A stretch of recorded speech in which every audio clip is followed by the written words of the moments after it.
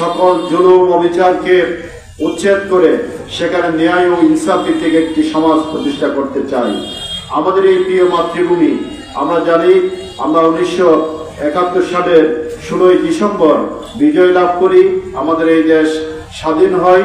আজকে 54 বছর অতিক্রান্ত হয়েছে। আপনারা দেখেছেন গেল 15.5 বছর একটি ফ্যাসিবাদী শাসন, দুঃশাসন আমাদের মাথার উপর জগদ্দল পাথরের মতো চেপে বসেছিল। আমাদের বীর ছাত্র জনতা তারা তাদের বিরুদ্ধে সংগ্রাম করে রক্ত দিয়ে, জীবন দিয়ে ফ্যাসিবাদকে বিতাড়িত করেছে। স্বৈরাচারী প্রধানমন্ত্রী কুলি হাসিনা শুধু পদত্যাগ নয়, দেশ থেকে বাধ্য হয়েছে। প্রাণপ্রিয় ভাইরা আমার, আপনারা দেখেছেন 5ই আগস্ট শেখ হাসিনার পতনের পর থেকে এই দেশকে ঐক্যবদ্ধভাবে এই দেশ, এই রাষ্ট্রকে গড়ে তোলার জন্য সবচেয়ে বেশি গঠনমূলক ভূমিকা পালন করেছে বাংলাদেশ জামাতে ইসলামী।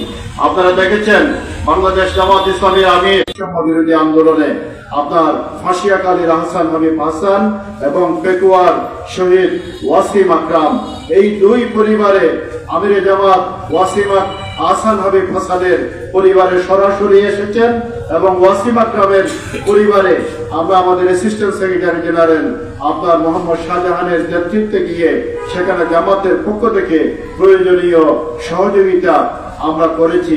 প্রাণপ্রিয় ভাইরা আমার, শুধু তাই নয়, আপনারা জানেন এই আন্দোলনের যিনি নায়ক, এই আন্দোলনের যিনি প্রতীক বনে গিয়েছেন শহীদ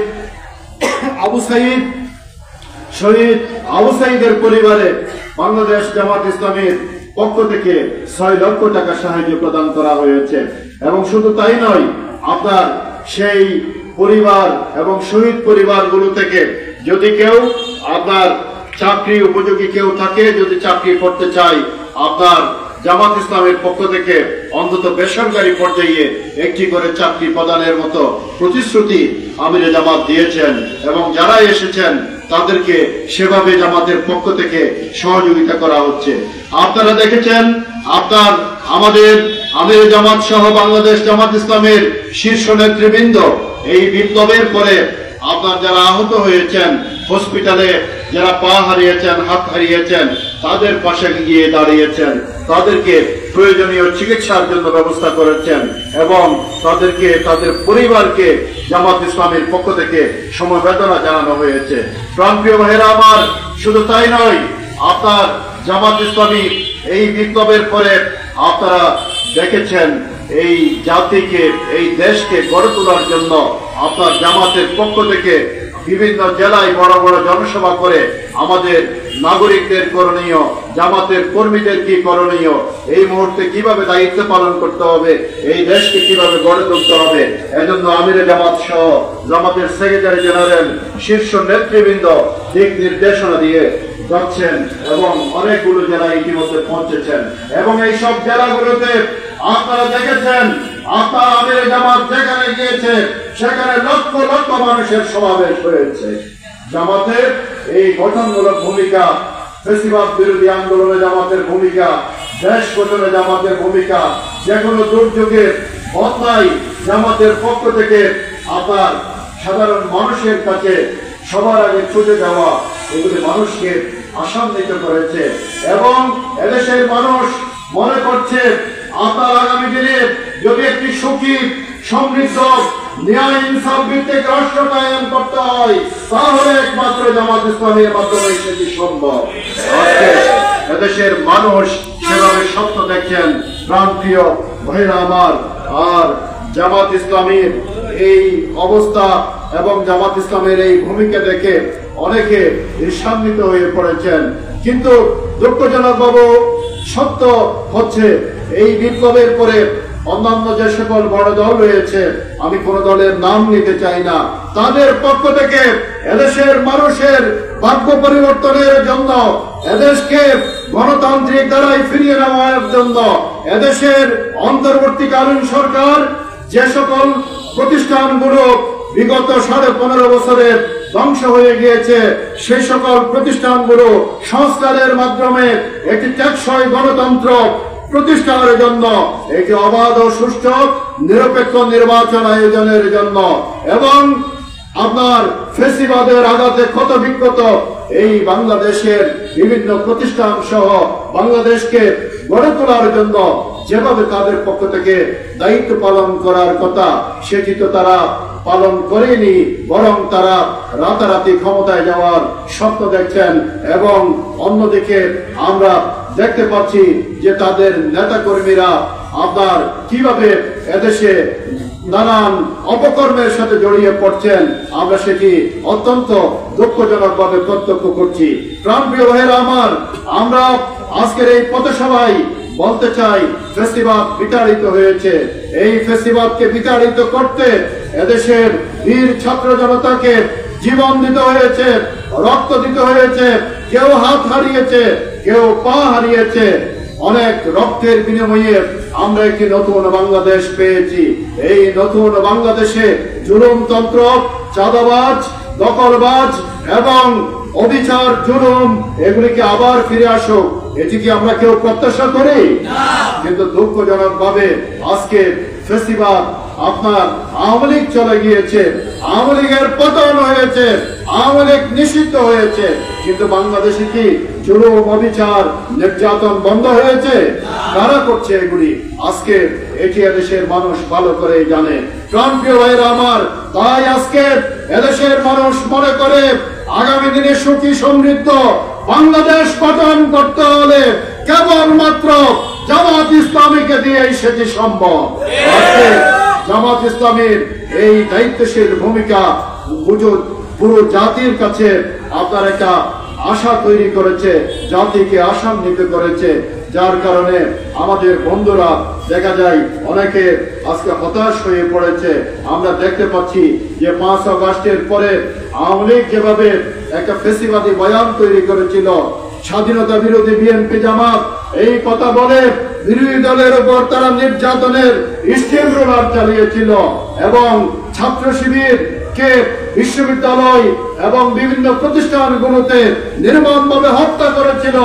আপনার একজন বিশ্বজিৎ দাঁড়িয়ে রাখার কারণে অমুসলিম একজন বিশ্বজিৎকে চাপা দিয়ে কুপিয়ে ছাত্রলীগের সন্ত্রাসীরা হত্যা করেছিল এবং আপনার আবরার ফাহাদকে এদেশের সার্বভৌমত্বের পক্ষে, স্বাধীনতার পক্ষে এবং আধিপত্যবাদের বিরুদ্ধে ফেসবুকে স্ট্যাটাস দেওয়ার কারণে পিটিয়ে বাংলাদেশের সর্বোচ্চ প্রকৌশল বিশ্ববিদ্যালয় বুয়েটে নির্মমভাবে হত্যা করা হয়েছে। এই সবকিছুই করা হয়েছিল স্বাধীনতার চেতনার ব্যবসা করে। আজকে দুঃখজনক ভাবে আমাদের বীর ছাত্র জনতা সেই ফেসিবাদী বয়ানকে প্রত্যাখ্যান করে 5 আগস্টের পূর্বে স্লোগান দিয়েছিল, তুমি কে আমি কে, রাজাকার রাজাকার, কে বলেছে স্বৈরাচার। এই কথা বলে ফেসিবাদকে বিতাড়িত করেছিল। আর 5 আগস্টের পরে একটি বড় দল তাদের মতো করে আবার ফেসিবাদের মুক্তিযুদ্ধের বয়ান শুরু করেছে, ব্যবসা শুরু করেছে। ঠিক কিনা ভাইয়া? এটি অত্যন্ত দুঃখজনক। আমরা একই মঞ্চে বক্তব্য দিয়েছি, আপনারা কেমনে বলেন স্বাধীনতার পক্ষের শক্তি, বিপক্ষের শক্তি? তখন আপনারা এই কথা জানতেন না। সঙ্গে থাকলে আপনার সঙ্গী, আর সঙ্গে না থাকলে জঙ্গি। এই রাজনীতি বাংলাদেশে আর চলবে না। এই সস্তা স্লোগান বাংলাদেশে আর চলবে না। বাংলাদেশের মানুষ এই স্লোগান খায় না। আর আজকে দুঃখজনক ভাবে আমরা দেখতে পাচ্ছি অন্তর্বর্তীকালীন সরকারের একজন উপদেষ্টা তিনি জামাত ইসলামীকে ক্ষমা চাওয়ার জন্য বলেছেন। কে আপনি জামাত ইসলামীকে ক্ষমা চাইতে বলা? আপনি কয়দিনের রাজনীতি করেন? জামাত ইসলামী বৈষম্য বিরোধী আন্দোলনে, জামাত ইসলামী, ইসলামী ছাত্র শিবির এবং সকল ফেসিবাদ বিরোধী আন্দোলনে সামনের কাতারে থেকে জীবন দিয়ে, রক্ত দিয়ে সংগ্রাম করেছে। 71 সালে জামাত ইসলামী আপনার সেই নির্বাচিত দল আওয়ামী লীগের খাতে ক্ষমতা হস্তান্তরের জন্য বিবৃতি দিয়েছিল। আপনারা ইতিহাস দেখেন, জামাত ইসলামী 71 সালে আপনার একটা রাজনৈতিক অবস্থান থাকলো। আপনার 71 সালের 16 ডিসেম্বরের পর থেকে এই দেশকে গঠন করার জন্য সবচেয়ে বেশি দেশপ্রেমিক শক্তি হিসেবে ভূমিকা পালন করেছে জামাত ইসলামী। এদেশের মানুষের, এদেশের মুক্তিযুদ্ধের সবচেয়ে বড় শত্রু হচ্ছে দুর্নীতিবাজেরা। আজকে দুর্নীতি কারা করেছে? স্বাধীনতা উত্তর যারা দেশ পরিচালনা করেছে তারাই এদেশের লক্ষ লক্ষ কোটি টাকা দুর্নীতি করে পাচার করেছে। প্রাণপ্রিয় ভাইয়েরা আমার, জামাত ইসলামের এমপি মন্ত্রীরা তারা কি দুর্নীতি করেছে? তারা দেশপ্রেমের পরিচয় দিয়েছে। প্রাণপ্রিয় ভাইয়েরা আমার, শুধু তাই নয়, জামাত ইসলামী অত্যন্ত শ্রদ্ধার সাথে আপনার এদেশের সকল জাতীয় দিবস, স্বাধীনতা দিবস মর্যাদার সাথে পালন করে এই দেশকে গঠন করার জন্য, এদেশের স্বাধীনতা সার্বভৌমত্বকে আপনার সমুন্নত রাখার জন্য, এদেশের সার্বভৌমত্বের উপর সবচেয়ে বড় হুমকি আধিপত্যবাদী শক্তির বিরুদ্ধে বলিষ্ঠ ভূমিকা পালন করছে বাংলাদেশ জামাত ইসলামী। প্রিয় ভাইয়েরা আমার, আজকে তাই আমরা বলতে চাই, ফেসিবাদের আপনার যে বয়ান ছিল মুক্তিযুদ্ধের চেতনা, স্বাধীনতার পক্ষ বিপক্ষের শক্তি বলে সেই ব্যবসা নতুন বাংলাদেশে কি চলবে? কখনোই চলবে না।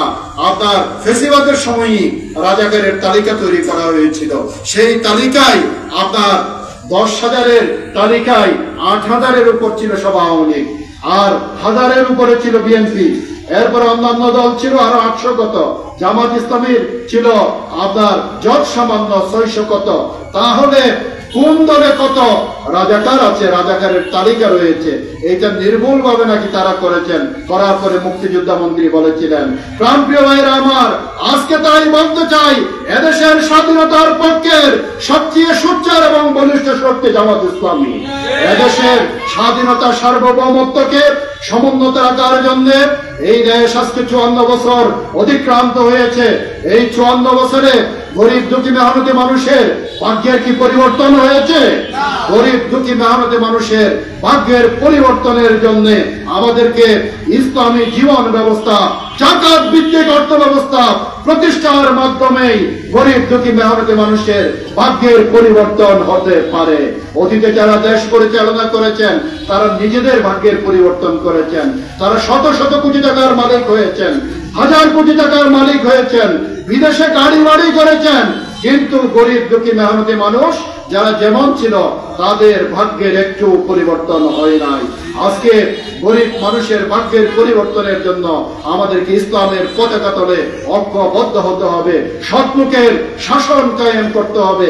আজকে আমাদের এই চকরিয়া অনেক সম্ভাবনাময় চকরিয়া, আজকে প্রধান সড়ককে আমরা 6 লেনে উন্নীত করার জন্য দাবি জানিয়েছি জামাত ইসলামের পক্ষ থেকে। প্রতিদিনই সেই সড়কে আপনার সড়ক দুর্ঘটনার মাধ্যমে মানুষ মারা যাচ্ছে। আমরা দাবি জানাই অনতিবিলম্বে চট্টগ্রাম কক্সবাজার মহাসড়ককে 6 লেনে উন্নীত করা হোক, এবং বাঁশখালী হয়ে পেকুয়া দিয়ে যে আঞ্চলিক মহাসড়ক আপনার নির্মিত হয়েছে এটি সম্প্রসারণ করে এটিও কক্সবাজার মেরিন ড্রাইভ পর্যন্ত কানেকশন দেওয়া হোক। যোগাযোগ ব্যবস্থার যদি উন্নয়ন হয় তাহলে কক্সবাজার চট্টগ্রামের আপনার এই চকরিয়া পেকুয়ার অংশ, এটা অর্থনৈতিকভাবে অত্যন্ত সম্ভাবনাময় একটি অংশ। এই চকরিয়া পেকুয়া সমুদ্র বেষ্টিত এই এলাকা, শুধু আপনার যোগাযোগ ব্যবস্থার উন্নয়ন যদি হয় তাহলে আপনারা দেখবেন এই অঞ্চলের কিভাবে আপনার উন্নয়ন হবে, মানুষের ভাগ্যের পরিবর্তন হবে। এই অঞ্চল শুধু নিজেদের ভাগ্যের পরিবর্তন করবে না, জাতীয় রাজস্বে সরকারকে যে রেভিনিউ দিয়ে যাচ্ছে তা আরো কয়েক গুণ বৃদ্ধি পাবে ইনশাআল্লাহ।